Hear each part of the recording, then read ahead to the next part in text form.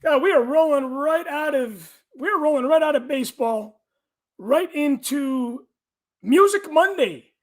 Hello, everybody, and welcome to a new episode of Mocktails from the Cantina live. The impromptu, we are just doing impromptu shows left and right because it's the easy thing to do. You guys have been watching the show. Hopefully, some of you have been watching the show for over a year and a half now, and you're used to those YouTube videos with all that editing. It burns me out. So I'm going impromptu tonight, going Music Monday live.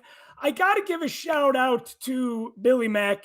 I have not done a Music Monday live since he had last joined the show with me back in it was the Rock and Roll Hall of Fame inductees. So we lost a lot of time, but tonight I have a very special guest, my friend and currently former Patreon member, John Drake. And for you guys that have been watching the show, please support us on Patreon, Mocktails from the Cantina. John Drake is the host of the Nerf Herder Council. We've done some collaborations before. He's got a very, very deep passion for music, and I felt like there was no one better, aside from Billy Mack, to have joined the show talking about Metallica and Megadeth. But before I get into the subject of the night, I want to bring on my brother and sometimes co-host, my good friend Tyler Page. Hey, buddy. Tyler, how are you tonight, man? Thanks for doing this as always, man. How are you? I'm doing good, doing well. I have to ask you, Tyler. My fandom with Megadeth and Metallica faded before you came into this world. What was your first experience with these bands, and are you a fan of one or two of these bands or both? I feel like I skipped right over both Metallica and Megadeth, and I just went into screamo and screaming metal, like Suicide Silence, Slipknot, like that. I don't know why. That's just the trajectory I took. But that really Metallica and Megadeth influenced that from the early days, and kind of you came into where it was at the point. Yes. Yeah. And I mean, I've gone back and listened to both bands, and I've got my favorites, but it doesn't. I don't feel it. Like, I don't think back to childhood memories as much. There's certain songs, but yeah, I don't know. It's not nostalgia for you. Yeah, exactly. What was the first? Did you hear Metallica or Megadeth first? And what was your very, very first impression of the first band you heard? Metallica was first, and it was more so like, this is it, like, because there's not double bass drum, like, it's not just, it wasn't as intense. It was more, not as intense as like heavy metal or black death metal and shit like that. Yeah, right, right. So yes. I was a little confused, perturbed, but eventually you get around and you're like, yeah, wait, this is totally different. And of course I like this, like there's something to appreciate, especially when you think about the historical context. Well, yes, definitely a historical context. It's funny because I was introduced to these bands when I was 12 years old, and it was 1986. I was introduced to both bands at the same time. And I got out of it because I got into death metal. Mm-hmm. And when you start getting into Napalm Death, Obituary, Cannibal Corpse, that kind of stuff, just like you got into the scream metal, which was kind of post the early 90s death metal movement. I can relate to that because listening to Metallica and Megadeth after you've moved on to the heavy of the heavy. Yeah. but those bands would not have existed if it wasn't for their influence from Metallica and Megadeth, you know? Yeah, absolutely. And it Really, took some really. growing up for me to realize that, I will say. Oh, sure, I can. Yeah, I Yeah. can see that. I can see that. I can see that for sure. So, but it's good to know that yes, definitely a historical significance by all means. And there's a lot of bands, death metal and scream metal, that would never have had the careers or that created the music that they did without these two bands paving the way, because there was nothing really like it. Yeah, sure, there was Venom, there was Slayer, there were a lot of other bands from that genre, but Megadeth and Metallica are part of the big four, along with Mhm. Anthrax and Slayer, Yeah. So, well, hey, Tyler, thank you so much for being on the controls tonight. I appreciate your Patreon support and your friendship as well, man. Yeah. Rock Thanks on, for man. joining me on a Monday Looking night. forward to a good conversation. All right, as always, as always. So, what gives me the credibility, or I know when I had my friend Barry Harmon on talking about Gina Carano, my friend Kevin Lyle said, well, what gives your guest the right to talk about the topic you are tonight? And I got to tell you, I'm taking this at a different angle. It's a versus. It's a versus. Metallica versus Megadeth. Instead of celebrating both of these bands, maybe, well, we're going to do a little bit of that tonight. But I was a huge, huge fan of heavy metal music back in the day. I played music for the longest time. I was influenced by both Metallica and Megadeth. And I have to give a shout out to an old friend of mine, a very, very old friend of mine, Ray Harrison.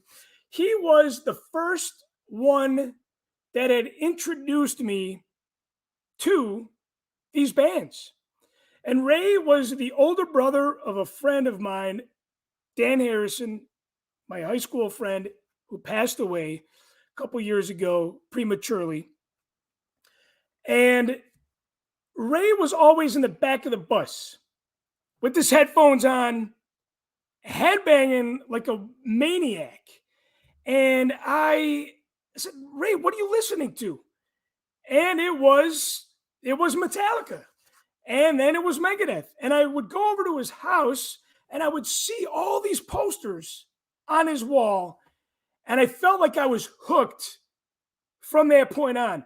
But I want to bring on my guest tonight, John Drake, co-host of the Nerf Herder Council, former Patreon member, I must say.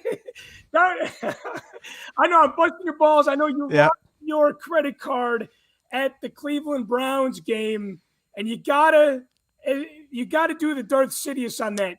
All credit cards must be shut down immediately. Yeah. It took minutes. That will be rectified on Friday.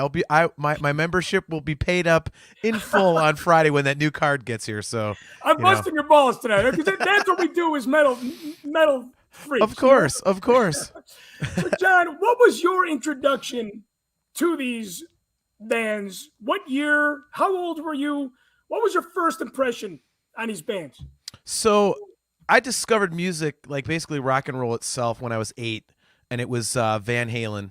And I was really into Van Halen and Motley Crue and Scorpions and stuff. And I was like the nerdy kid, like I was the artsy nerdy kid in school. And so I took a lot of art classes, and generally in the art classes, a bunch of like, the stoners and the metalheads and stuff, they're trying to get easy grades and whatnot. And so I was picked on a lot, not by them, but, by the jocks of the school and stuff. And when one came out in 1988, before the And Justice for All record came out, I just absolutely lost my shit. I was like, what is this? So as soon as the record came out, I had my mom drive me to the record stores, Peaches, up here in Cleveland. Yeah, I'll never forget it. Peaches and coconuts. Yep, exactly. So, and I picked up And Justice for All, and I wore out so many copies of that damn album. And from there, I just went down the rabbit hole. I checked out all the other Metallica stuff. I got into Megadeth, was the band after that, and Anthrax. And then from there, a few years had gone by, and I was, getting into, the other stuff, like, the early Slayer records, and, then, obviously in like 1990 and 92 with Pantera, coming along and stuff. I heard Testament and all that. So yeah, I mean, I was 12 years old, and it was kind of like, not a lot of kids in my school were listening to stuff that heavy. So to me, as like the guy who's getting picked on, I felt like the cool kid. Like I had something on the jocks. I was like, I'm cooler than you. I'm more badass than you. You're a pussy. Like, so like, it really was one of those musical experiences people sometimes have where it's like, you kind of like escape. The music is an escape for you. And it kind of like, it buttresses you in life and everything like that. So Metallica was hugely influential. I mean, to this day, I can pretty much tell you any Metallica fact from like 91 to about 94. I had, yeah. So I just want to recap this. You were introduced to Metallica when they released "Injustice for All," correct? Yeah, the video for One, I saw that on MTV, and I was just mind blown. Which was crazy, right? Because that was their fourth album. Yeah, and was it? Yeah, their fourth album, and they finally put out a video. Yeah. It was a big fucking deal because I remember Megadeth. I remember in 1987 watching, in 1986 even, Wake Up Dead. They had a video for that. Yep. So, and of course, Dave Mustaine was with Metallica in the beginning. He was there with Ron McGovney, the original bass player. He was also there with Cliff Burton. And it was a huge deal. So, John, I got to ask you, I was born in 75. What year were you born? 76. Okay. So I feel like I was fortunate to come across these bands before you did. But you know what? I had friends with older brothers, and I think that was really the nail in the coffin. The icing on the cake, however you want to look at it. Yeah, right. We're talking metal. Let's say nail in the coffin, right? Yes. I think these older brothers of these friends that I had, they were into this music. And, Headbangers Ball was a big thing in 1986, 1987. And they were playing all these videos. It was just, it was a really, really cool experience to be influenced at such a young age by such cutting edge music. But you mentioned the jocks, and things changed when the Black Album came out. But you know what? We're going to get to that later on in the show. I do want to talk about, let's do a little comparison, album to album. Okay. Dave Mustaine was a big part of Kill 'Em All. Yes. Even though he was not on the photo on the album, on the back cover. Yep. And the funny thing is that Megadeth's first album was Killing Is My Business. So I just realized this tonight when I was putting together some photos. I think it's kind of ironic that Dave Mustaine's answer to Kill 'Em All was, you know what? Killing's my business. And business is Yep. Well, and that's what you have with Mustaine forever. He was always answering Metallica, trying to one up them. He never got over that anger and that hatred and that jealousy for having been booted from Metallica for his alcohol problem. No, I think that fueled his aggression in his music, because when you listen to Dave Mustaine play, and I'm a bigger Dave Mustaine fan than I am Kirk Hammett or James Hetfield, and I like to take it as a Star Wars approach. As George Lucas once said, faster, more intense. Yep. That is really Dave Mustaine. Yeah. And, Dave Mustaine, like you said, he was always angry. I think if he was never booted out of Metallica, I don't think he would have been as good of a player as he'd become. I think he had to play that well because he had to one up them, Yeah, there's that certain ferocity to what he's doing. He always wanted to be faster and heavier, and you're dead on. I mean, the anger is really what fueled him, and I think anybody that's a fan of the band, you know, that's the first thing that you think of with Mustaine is just anger and, you know, speed. It's just that's what he does. You know, I mean, Hetfield's out there in all black and everything, but Dave Mustaine's out there with bullet belts and, you know, like. Well, I think in the early days too, early days of Metallica, I think James Hetfield had some bullet belts, but you know, yeah, I don't know. As somebody that played music for a long time, and I was never on that caliber of speed metal. I played death metal, but to me, Dave Mustaine is somebody that I wanted to be like in those early days. sure. Just because, okay, the first album, Killing Is My Business, it opens up with the classical piano piece. Yep. And I felt like him answering to Metallica after he left, he's already, I mean, classical music, as you know, you're a musician as well. Classical is on such a high level of expertise. And for Dave Mustaine to incorporate that into his first album was kind of ahead of its time. Yeah. Well, I mean, and it was an interesting combination too, you know, because I mean that whole first record it's nothing but just absolute like pedal to the metal. Just it is so fast. And I mean, you hear, you know, the Mechanics is, you know, the perfect example. Like if you listen to, you know, the Mechanics versus the Four Horsemen, it's like Dave Mustaine's like, well, here's my version of the song. And that it's like unbelievable how fast that damn song is. It's like, and it's like, wow, man, like he really was out to prove a point. And that record is so unrelenting. And I mean, it's always fascinating to me just to hear, you know, how pissed off he was. Yes, because the whole record is like the whole, you know, the whole fucking time. It's like, woo. But it was not only him, it was also his band that he had with him. Because the thing about, you know, you got Dave Mustaine, but then you got the guys that are trying to keep up with him. Yeah. And I think those guys, you know, Gar Samuelson and Chris Poland, and I feel like that is maybe the classic Megadeth lineup is probably one of my favorites, because those first two albums, you know, Peace Sells and then Killing Is My Business, they were so fast. Like I never.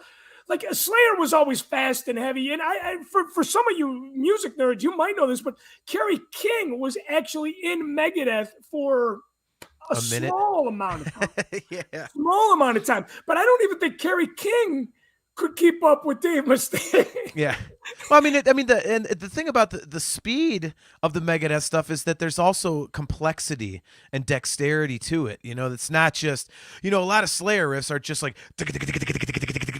okay, you know, like it's like just like a bicep workout, you know, but the Megadeth stuff is actual riffing and like runs, and you know, it's really technical guitar playing.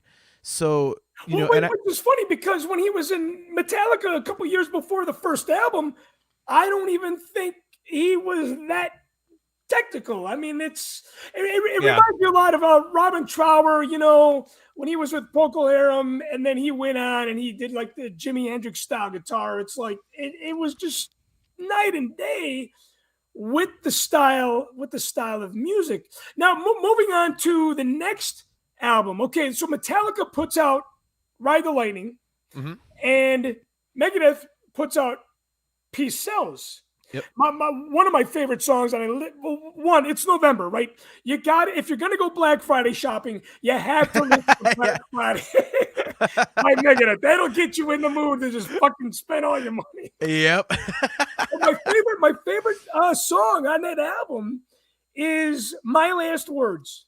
Yes. And I have this bootleg from right after the Challenger shuttle exploded into space.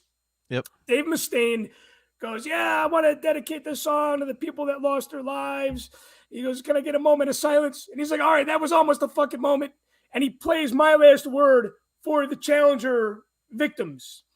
And one, I thought that was so cool. It's on a bootleg. I think it's live in Denver '86. It was, Mhm. but that there's something so fucking powerful about that song. That's a great album. What is your favorite over Ride the Lightning or Peace Sells? But who's buying? If I had to pick one of those two, that is a really difficult. That's a really difficult thing to kind of like debate because I think the songs stand out on their own more independently on Ride the Lightning, but Peace Sells is just it's if you're going to use adjectives to describe Megadeth, like all of those adjectives will instantly describe Peace Sells more so than I think any other record. Obviously, Wake Up Dead is just an absolutely kick-ass song. I mean, I know it's cliche because it's the opener and it's one of their quote-unquote hits, but I love that song. The Conjuring is kick-ass. Devil's Island is great. I mean, it's just it's like, Killing Is My Business, but you could hear the songwriting started to get refined. And so I think this one has always been a tie for me because it depends on what I'm into. If I just want to hear something that's just absolutely thrashing, then I'm going for Peace Sells. But if I want to hear something a little more song based, then I'm going for Ride the Lightning. So it depends on my mood. This one's always been a difficult choice for me. I mean, do you have a drop dead favorite? Are you going with Peace Sells? Well, yeah, I gotta go Megadeth over Metallica, hands down. I think even back then, I was more into Megadeth than I was Metallica. Now you could say the argument is, and Jason Newsted said this. I think it was VH1 Behind the Music. He said, "Yeah, all our old school fans said, oh, you sold out, and Jason Newsted said, yes, we sell out every night." Yeah. See, And I think that's the thing about Metallica, right? They commercially, they were more successful. Songwriting for the layman, if you will, the casual fan, Metallica has got, like my wife, she's got Master of Puppets. yep, She probably can't name 3 Megadeth songs. yep. And she was a cheerleader in high school. And so I think Metallica was just more well-rounded and more accepted, where Megadeth was kind of more the musician band. Yeah, yes. It Like was if you played music, you wanted to be like Dave Mustaine. You were lucky to get by riffing like James Hetfield. Yeah. Yeah. I mean, I taught myself drums, bass, and guitar and singing it, but drums, bass, and guitar to the first 5 Metallica records, and because, I mean, I love them. And a lot of it was, with the Megadeth stuff, it was way harder to play. So, Yes. I mean, I think you just completely nailed it, saying it's more of like a musician's type of a thing, Megadeth, as opposed to Metallica, who were more about, more about the songs. And I think, that's where that commerciality comes into play, and that's why Metallica has become the biggest band in the world. Now you mentioned them selling out; they did sell out. I will always hate Lars Ulrich. He is No. Why do you say that? Why do you always hate Lars? I tell you what, man. First of all, now I can't listen to them live. And I listen to the records and stuff, but the Load and Reload records pissed me off so badly that it ruined my fandom. Dude, when we were moving out of my house in 95, my parents got divorced. This is right before Load came out. And so Metallica had 5 albums out, right? I had 45 different Metallica CDs at that time. I had the imports, I had the CD singles, I had bootlegs. I mean, I had a couple like rare Metallica posters. Like I said, I had the books, and then Load comes out and I sold it all. I was like, fuck you, Metallica. I mean, it was everything they said they wouldn't do, they did. And I think that's what, you say you have a preference for Megadeth. My preference would lie with Megadeth as well, because of the fact that, Megadeth slipped up with Risk, but then they were like, oops. And then they went back and they were Megadeth. I mean, you got some real clunkers in there like Super Collider, and stuff like that. But I mean, you'd much rather listen to even Super Collider than crap like Reload or that absolute piece of trash Saint Anger. I mean, it's horrible. And Lars, the way he plays, he simplifies some of the most iconic drum beats in music history. And the way he plays them, like he thinks he's AC/DC. It's like, get the fuck off of the drums. You suck. Right. He is terrible. I hate that guy. Well, he just ruins those songs. I think that's a good point. And you know what? I know Tyler's behind the curtain, and we did have some technical issues, and I don't know if we can get any of the B-roll of not myself from the old days, but of Metallica and Megadeth here. You know, it's funny. I feel like Lars is one of those drummers that was never as good as any drummer that Dave Mustaine had in the band, you know? It's funny. I feel like both of these bands declined. I feel like every album they put out was better than the next. And then they both put out, you know, it was Risk for Megadeth. Yeah. Rust in Peace, which is a masterpiece of an album. That's got to be the best Megadeth record to date. Definitely ahead of its time. And Metallica puts out the fucking Black Album, which was talk about the simplicity of AC/DC. Okay, Angus Young is Angus Young, but Metallica went from being really, really good with Injustice for All, and then they put out a horseshit album like the Black Album. I mean, you know, it's I got to give a shout out real quick. Rich Brendel, Andy from Miami, Boston Dan are joining us tonight. Thank you guys for not only your support, but for tuning in live. But yeah, I think that's the thing with those bands is that they reach their pinnacle and then they're like, okay, we're going to put out a bunch of crap. Now, the first time, unfortunately, I only saw Metallica twice, and it was after the Black Album was released. I never saw them on the Injustice tour. Megadeth, I had the opportunity to see them on their best tour, which was Rust in Peace. Rust in Peace. Yes, thank you for that. So many albums to remember. So many, right? You know, but yeah, again, you're going back to the first two albums. It's funny because, you know, okay, Ride the Lightning, and then Peace Sells, and then Kill 'Em All. You hit the nail on the head right there. Dave Mustaine was always trying to answer to Metallica. And I felt like he did a good job musically, but commercially, he could just not break through, Well, I think the speed is what does it, because, I mean, we talked earlier about it, but I mean, the perfect example is the Mechanics versus the Four Horsemen. You can hear what's going on in the riff in the Four Horsemen, even though it's the same riff as the Mechanics. Like, you can't quite get as good of a grasp on it because it's whereas the Four Horsemen, you can really dig into it and like you get the meat of it. And I think Metallica had a better grasp on that, whereas Dave was just going to melt your face whether you liked it or not. And that's more of a niche thing, whereas something you could really grind to, absolutely gets the average listener's attention a little better. It's why a band like Pantera, even though they're like a screamer band, they blew up because they had that groove to it, to where even people like I don't like screamer stuff, but I absolutely love Pantera because those grooves are just absolutely monstrous.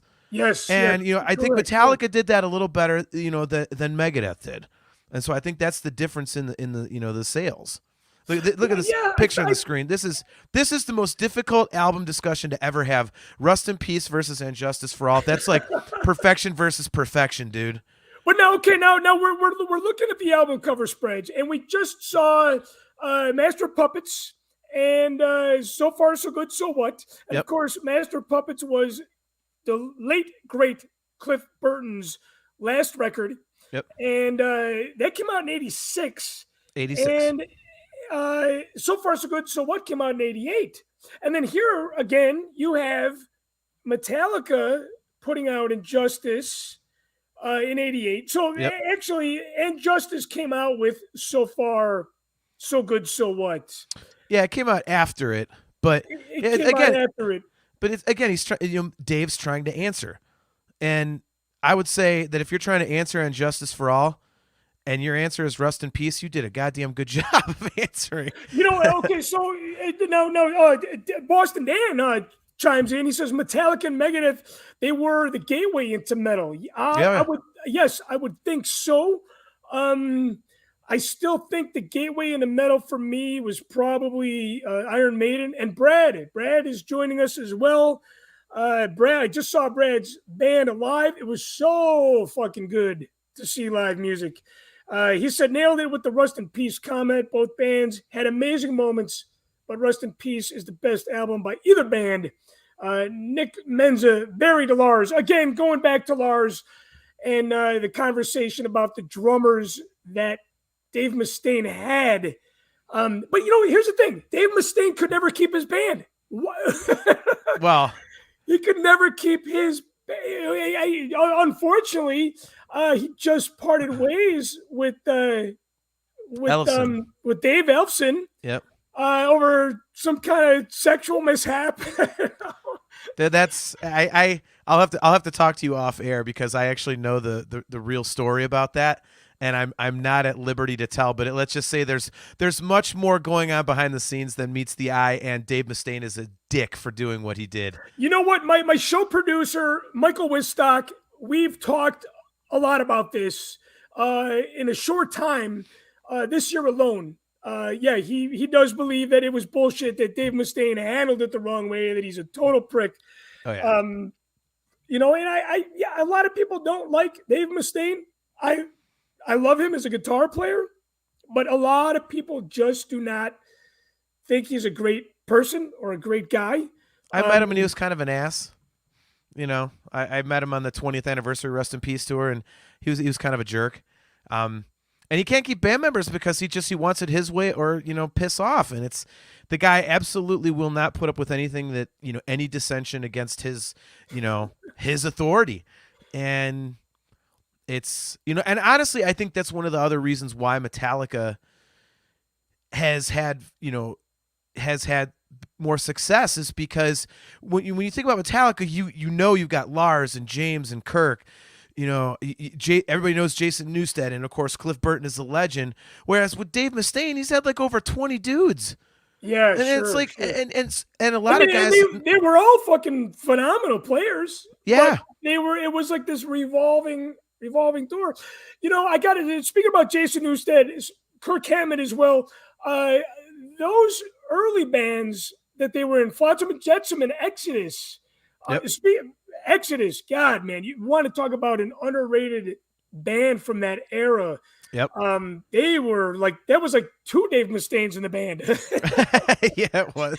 Those guys were phenomenal, just amazing. And they're still awesome. It's kind of weird that Kirk Hammett was part of that, and then he went on to Metallica, and Flotsam and Jetsam was another great thrash metal band. So I was always into the thrash metal, speed metal, right. And then I kept getting heavier, and then that's when I got into Obituary and Cannibal Corpse and those kind of bands. But right. because of bands like Megadeth and Metallica, like Boston Dan said, those were the gateway bands. Now, we can agree on one thing. These two album covers, both album covers, compared to the last handful of album covers that were released before this, these album covers suck and these albums suck. Oh my God. You think Countdown to Extinction sucks, huh? Yeah, you know what? Countdown to Extinction came out when I was hardcore into death metal. Okay. And I was just, if you play Countdown to Extinction and Rust in Peace back to back, that's like, night and day. I was trying to come up with a better metaphor. It really is night and day. And the Black Album, everybody could play the music on that. Everybody went out, got a guitar tab book, played for Nothing Else Matters and Enter Sandman because that was easy shit to play But the thing is that it sold millions of records and it made them millions of dollars. Yeah, I'd see. To me, I think Countdown to Extinction sounds a lot closer to Rust in Peace than the Black Album is. Sounds close to And Justice for All. Like the Black from And Justice for All to the Black Album is such a stark thing. Whereas at least with the Megadeth records, like it still sounds like Megadeth. Like it's simplified and it's more muscular and to the point, but it sounds you could still hear it still sounds more like a metal record, whereas the Metallica album is more, there's more rock to it.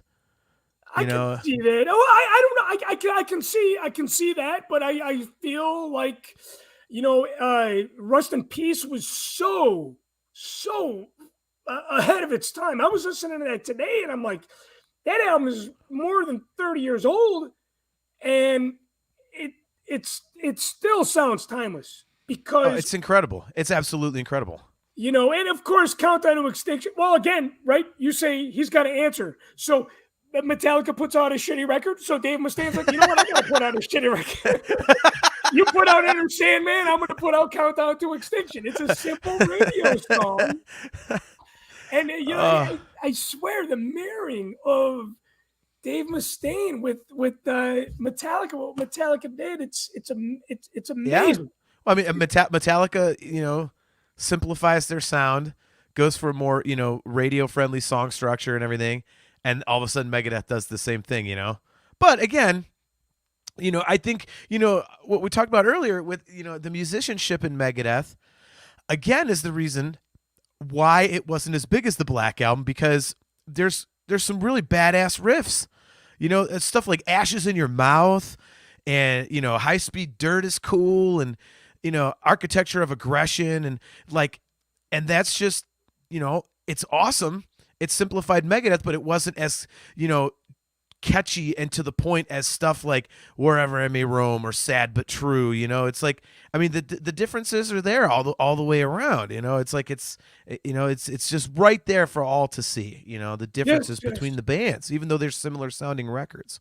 I think the cool thing about this story and this musical journey that both of these bands went on is that Dave Mustaine and James Hetfield, they made amends. I don't know where they stand right now, but they made amends. They did the Big Four tour. It was with Slayer and Anthrax.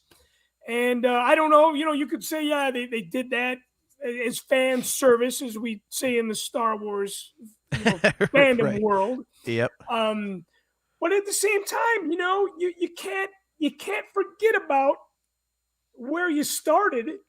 And James Hetfield and Dave Mustaine, they started together. They started together, Yep. And it was kind of cool that they kind of wrapped things up, and made amends. The cool thing I was doing some deep diving today, because I got out of it. I got out of metal. But then I got back into metal, like The Godfather, just when I thought it was out, it pulled me back in, Right. I feel like I always revisit the music that I grew up on. I do listen to both Metallica and Megadeth, but I'm going to choose to play Megadeth, where when I listen to Metallica, it'll come on Ozzy's Boneyard, Sure. And going back to, I opened the show with talking about how I was introduced to Metallica and Megadeth was from my friend Ray Harrison. My good friend Dan passed away prematurely a couple years back. And I remember listening to Fade to Black during the week that he passed away. Mm-hmm. And that's not what you call a ballad by any means, but there's a lot of emotion in that song. And when I thought about my roots, him, his brother, the introduction to this music and hearing it, and reflecting because my friend had passed away prematurely. That song, I don't know, was it weird to cry to Metallica songs? No, I mean, it's not. I mean, it sounds strange, I suppose, but I mean, it doesn't matter what it is. I mean, if you've got an emotional connection to it, music, can make you do that. There's Yes. and if that's what you do, then that's what you do. You get different reactions to different things, and so I know for me, like I get all bummed out when I listen to like the first Linkin Park record, because I was going through a breakup with a chick I was crazy about, and I was really into that album. And now every time I hear it, I get that kind of melancholy coming over me, and I'm like, good Lord, dude, that was like, Christ, like 25 years ago. Get over yourself. But like those emotions imprint themselves onto you, I think, with music. And if you cried over that, you cried over it. There's no shame in that, not at all. Well, I think too, the thing about Fade to Black is it's got that mellow introduction, the intro to the song, and the guitar kind of comes in all harmonious, and there's a sense of beauty to that. And when you think about somebody passing on and listening to Fade to Black, that is really, really about that moment. Now, here's a question. Now, Dan asked, what is your funeral soundtrack? Now, you got to become a Patreon member for that. Okay, I will tell you, it's funny that you say that. And for those of you that have been following the show, especially the podcast, I talk a lot about the passing of time and, not the obsession with death, but just the reality of it. There are songs that need to be played at my funeral. I did tell my wife, I said, when I die, and she goes, no, I'm dying before you. Fuck you. That's not going to happen. She goes, what do you want? And I'm like, when I'm laying there on my deathbed, hit the play button and let it roll. Just let a hodgepodge of music roll. But one song that needs to be played is the funeral song from episode 1. That would be when also they played in episode 3 when Obi-Wan is saying goodbye to Padme. Yep. That is a huge song that must be played at my funeral. John, you got any funeral songs? Any funeral wishes? I mean, the easy answer would be to just look up Van Halen and put it on random. And absolutely no one who knows me would be surprised by that whatsoever. But man, okay. So I'm gonna bring it back to I'll bring it back to Megadeth and Metallica for this. I'll pick one of those two since that's what we're talking about.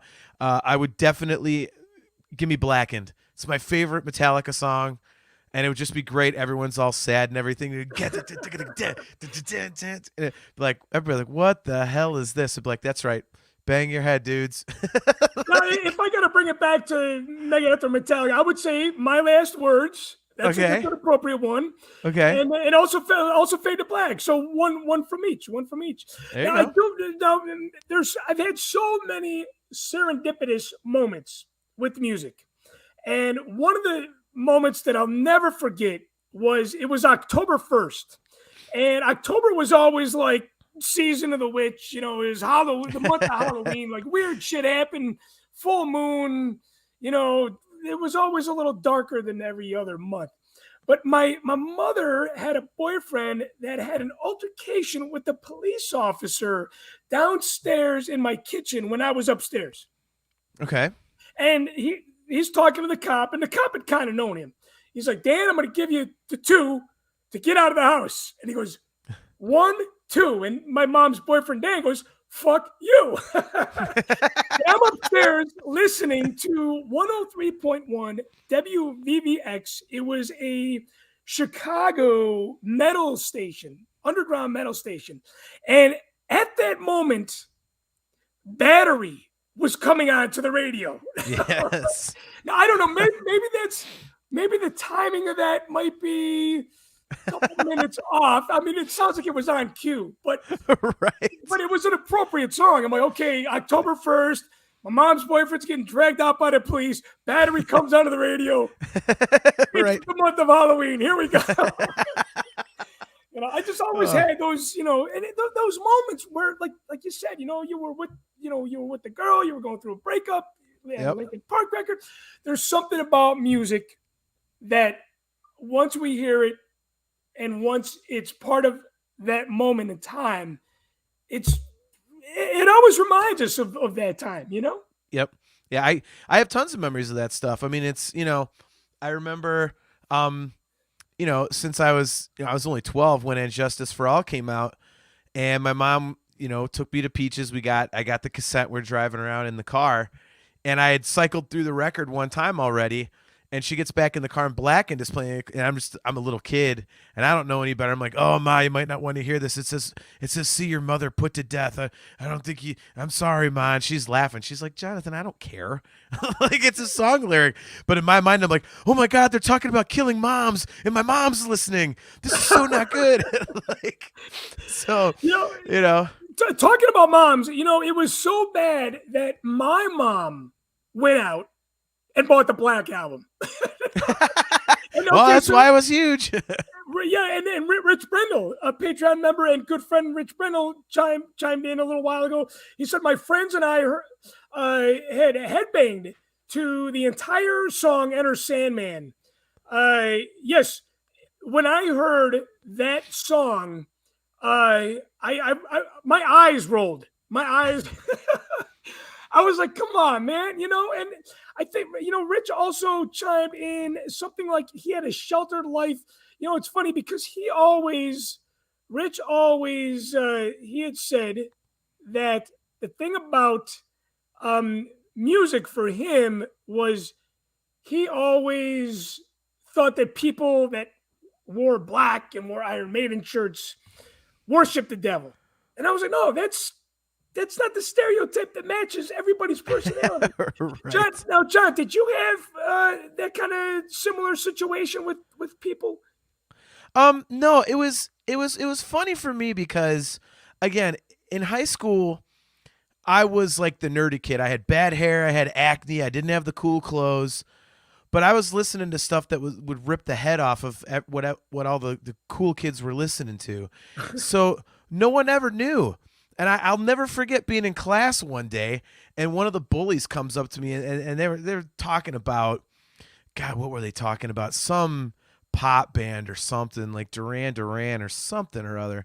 And I just, and I always kept to myself because I didn't want to get my ass beat. But I went, oh man, Duran Duran. And they go, what do you listen to? And I was like, Metallica, Megadeth, Slayer, Anthrax, Van Halen, Scorpions, Motley Crue. And you could see these people just looking at me, and they couldn't say nothing. I'm like, yeah, you guys all listen to pussy shit. Go away. So, yeah, I definitely took people by surprise because, other kids are busy listening to like Madonna and stuff in their headphones on the bus on the way home from school. And if you pull my headphones off, you're getting like, Queensryche and Guns N' Roses and things like that. And nobody ever would have believed it from looking at me. So you were listening to it, but you didn't look the part. I looked like I was sacrificing chickens in my backyard. And meanwhile, I was going to church once in a while on Sundays, Yep. I always wanted long hair, and my dad would never let me grow it out. The longest I got was maybe to about here, and I'm literally right now, I'm seriously considering growing it out for the first time in life. Because, I mean, it's down to here now, but I slick it back. But I'm like, you know what? I got it down to here, and the sides and back are shaved. Like, I'm 45 years old, for Christ's sakes. Like, I should be able to grow my hair out if I want to. And I got really nice hair. Like, I'm not going gray at all. It's nice and thick and full. I'm like, I think I'm going to try and go for, the long hair. You should, because look at me, man. I can't. Yeah, I got, like I say, man, I've got all kinds of hair. And it's like, it's thick. It's that total Italian hair, man. And I've never had it long, and my dad can't say shit to me now. Exactly. Yeah, that's why you should grow it out super long. Now, Brad chimed in. He said he prefers Megadeth over Metallica. But thanks to Metallica, yes, this is very, very important. Yeah. To introducing bands like Misfits, Merciful Fate. Yep. Diamond Head. Yeah, Diamond Head. Budgie was another one. Yep. And Metallica covered Queen's Stone Cold Crazy. Mm-hmm. that's how nerdy we were about music. We were very much, and I'm going to speak for you as well. The way that we were into our music was very much like we're into our Star Wars. We knew everything Yep. about it. And if there was a band referenced in an interview or a t-shirt worn by a band member in the band, again, another thing to check out, Cliff 'Em All was a fantastic home video, which came before one, maybe. I believe it did. Yeah, it was because the timing, it wasn't exactly the same time, but I think it was both the same year. The 598 EP Garage Days revisited, and so that was like the between Puppets and Justice thing, and Cliff 'Em All was in there too, because it was just a bunch of people's fan shot video of live Metallica stuff going back as far as Cliff Burton's first gig, at the Stone in San Francisco. And yeah, dude, I'm with you. I actually found that last year. I found it on DVD, which is hard to get. It's out of print, and I actually found a copy of it. So I've got Cliff 'Em All on DVD, which is really, really cool. So I'm glad you brought that up, because I've always been such a huge fan of that, because that's like, that stuff is before Justice, and it's before Lars Ulrich decided that he wanted to be Phil Rudd of AC/DC. So you really get that the energy and the passion that early Metallica had. Yes, and it was like you could just see it, how they just blew people out of the water. And if I'm not mistaken, there's Dave Mustaine footage in that as well.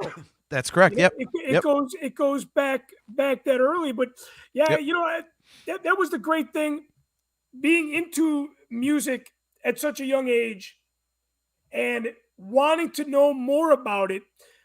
We talked about Metallica paving the way and being the gateway, Metallica and Megadeth being the gateway for Boston Dan, and like me and you, they opened our eyes to so much more music. And like Tyler mentioned in the beginning of the show, that Metallica was a band that influenced all those scream metal bands and all those death metal bands years after it. But Metallica was also influenced by bands like the bands that we just talked about, the Misfits, Budgie, Venom, Black Sabbath. Yep. But I think Black Sabbath influenced everybody. Yeah, basically, right? But Black Sabbath is one of those bands that's another topic for another Music Monday down the road. Early 1970s bands that really paved the way for a lot of what became heavy metal. Yeah. So one thing I forgot to mention earlier, I have to say this. The one thing I will say about Metallica and Injustice for All, Injustice for All is I have two records in my life that are the most influential albums that I've ever listened to. Van Halen's 1984 and Metallica's Injustice for All. Behind the camera, I've got both of the LPs sitting up there sealed. They're beautiful. I love Injustice for All so much. It's the only time I dropped this amount of money on something like musical, like an album. They've been putting out these enormous box sets of their albums in succession, like I think it's like every year, every 2 years or something. And I spent the $200 on the Injustice for All box set, and that thing is huge and it is heavier than hell. And it's like, but dude, it's so cool to have all that stuff. And it's like, it's kind of sad too, because Metallica after the Black Album, I know you're not a fan of that one to begin with, but after that they just turned into crap. And even though Hardwired's a pretty good record and Death Magnetic's a pretty good record, like it's just the luster's gone. Whereas, Megadeth, they had that one slip up with Risk. And after that, they had some cool records. I think Dystopia is one of the best things they've done. Endgame was really good. Supposedly this new one, the Sick, the Dead, and the Dying that's coming out next year, that's supposed to be pretty thrashy, pretty intense. So, it's kind of crazy to look at that stuff in the Justice box set and remember back to that time, because you talked about the emotions that come with, you associate with music at certain times. And God, I look at that 1988 era, 1988, 89, 90 Metallica stuff, and I just remember being that little kid where it was like Me Against the World, and that album and the way those guys looked and everything, that it just all came flooding back. It's why, I mean, I'm wearing the Damaged Justice shirt right now, and it's the one with the hammer of justice on the back. I've got this and Justice for All shirt with, and I wear this stuff on stage. It's like I still, proudly fly that, flag. And, I had a Megadeth shirt for a while. I finally blew it out. It was a Rust in Peace shirt. And, it's, you keep flying that metal flag because the stuff is so good and so influential. It's just, yeah, I did get out of it, but I came back to it. Yep. Like I mentioned before, I went back to my roots. As far as the shirts go, man, I made a fortune on selling my vintage Megadeth and vintage Metallica shirts on eBay. Right. And I sold them on eBay like in 2000 when you didn't even need a photo to sell anything, and the shit was still selling for.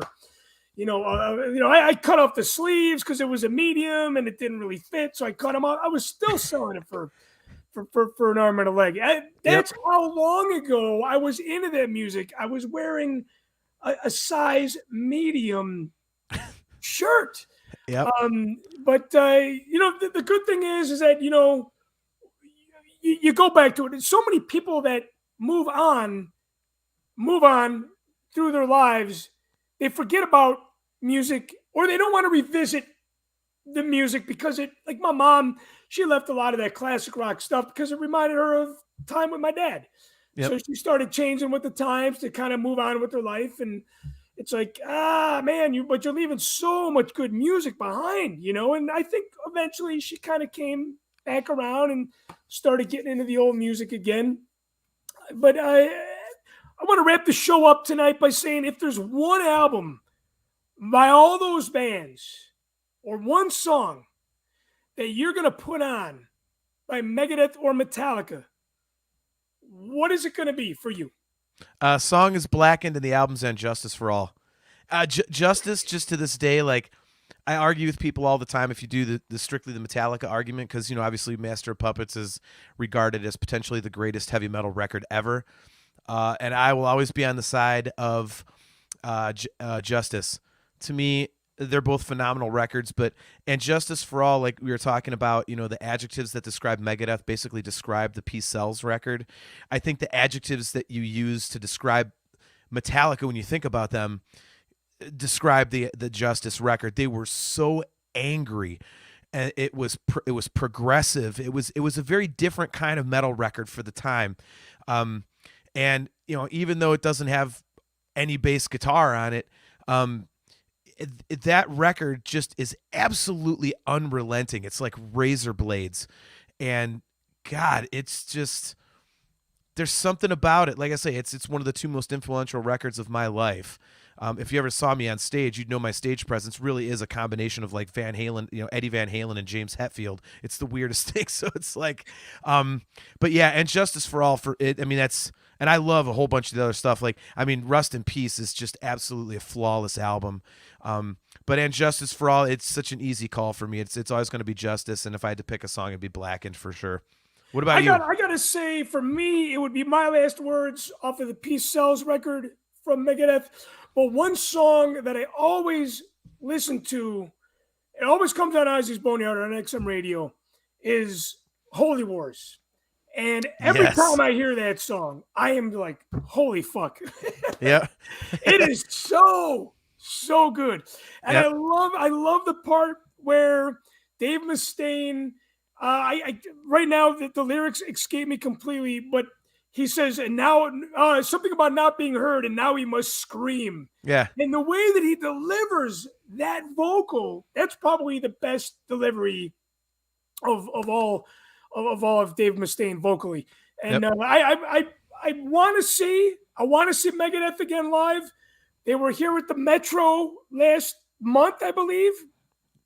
It was a crapshoot because I heard about it hours later, which translates to years in Chicago traffic time. Yes, of course. And I missed that show. I would have loved to go down. Robert Trujillo, who's playing with Metallica, is one of the best bass players of all time, aside from Les Claypool, who Les Claypool also tried out for Metallica, but he was too good. In '86, too funky, yeah. And but Metallica hires Robert Trujillo. I'm like, okay, because you regret passing up on Les Claypool. I love all that music. All the music stories, how it comes full circle. But I would just warn you off of seeing Megadeth live. I mean, the band is razor sharp, but Dave's voice is absolutely gone now. It's kind of sad. I can see that. Yeah, even before the throat cancer thing, he was oof, man. Like I that you talked about the Big Four. When they did that first show, I think it was 2011 or whenever it was, they had simulcast it live to movie theaters from Bulgaria, and me and a couple of my buddies went, and Dave Mustaine's voice was not good. And then when I bought the Blu-ray and watched the Megadeth thing, it was so obvious because I had seen it live.